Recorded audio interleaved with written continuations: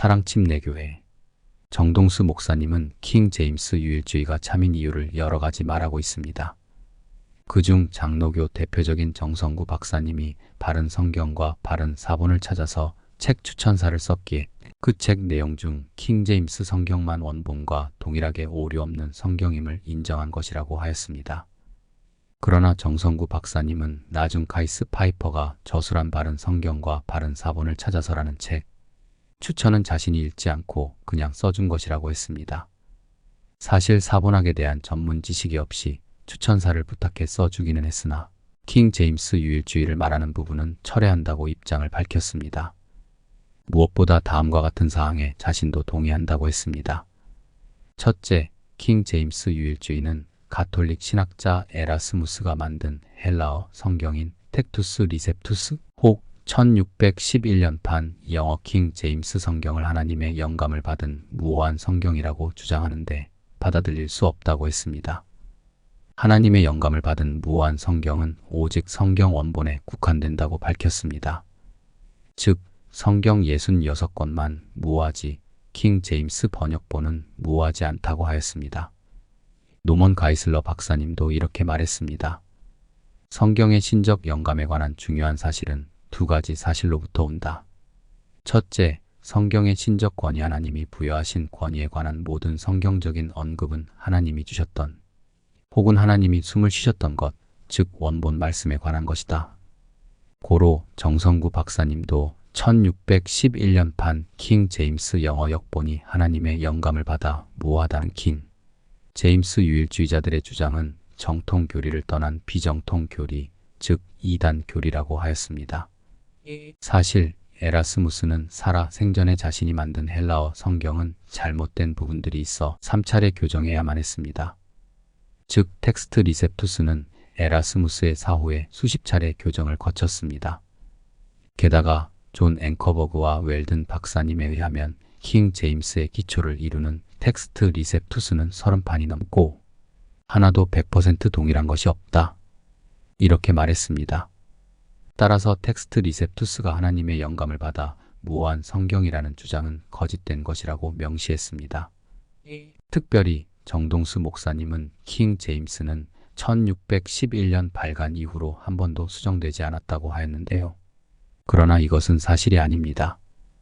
킹 제임스 성경은 역사적으로 모두 11번 교정을 했습니다. 1612년, 1613년, 1616년, 1629년, 1638년, 1660년, 1683년, 1727년, 1762년, 1769년, 1873년.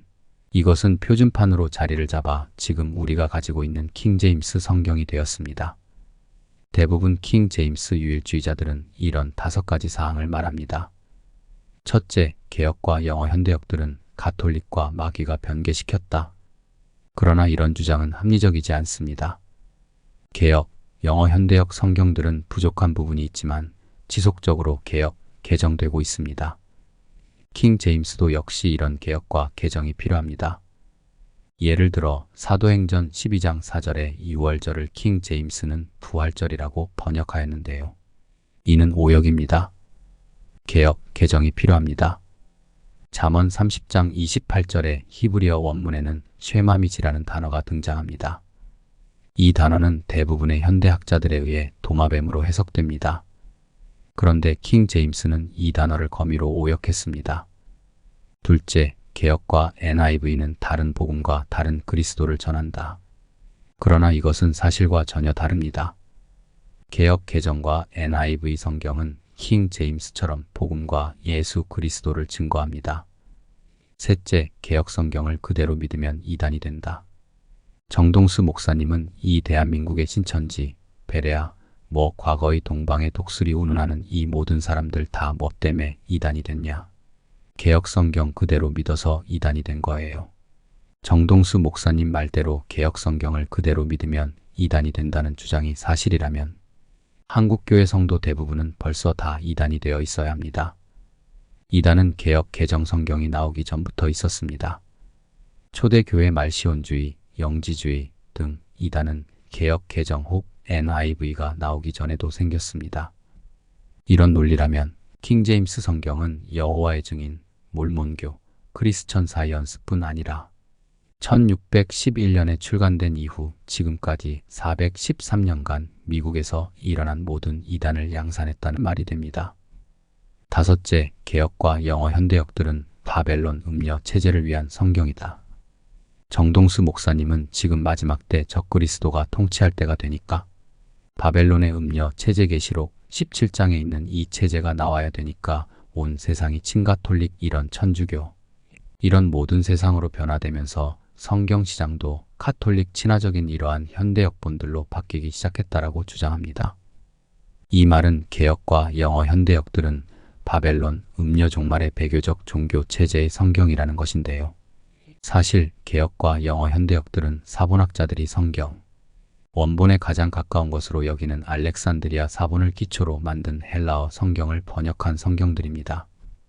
킹 제임스 성경을 하나님이 주신 것처럼 다른 번역본도 하나님이 주신 것입니다. 오직 킹 제임스가 옳고 다른 것은 틀리다고 하는 것은 어린 시기, 어린 자녀가 우리 아빠가 세상에서 가장 힘세, 우리 아빠가 세상에서 가장 똑똑해, 우리 아빠가 세상에서 가장 키 커 이렇게 말하는 것과 같습니다. 정말 그런가요? 조금만 성장해보면 다른 아빠가 더 똑똑하기도 합니다. 다른 아빠가 더 키가 크기도 합니다. 원본이 아닌 이상 사본은 그리고 번역본은 장단점이 있습니다.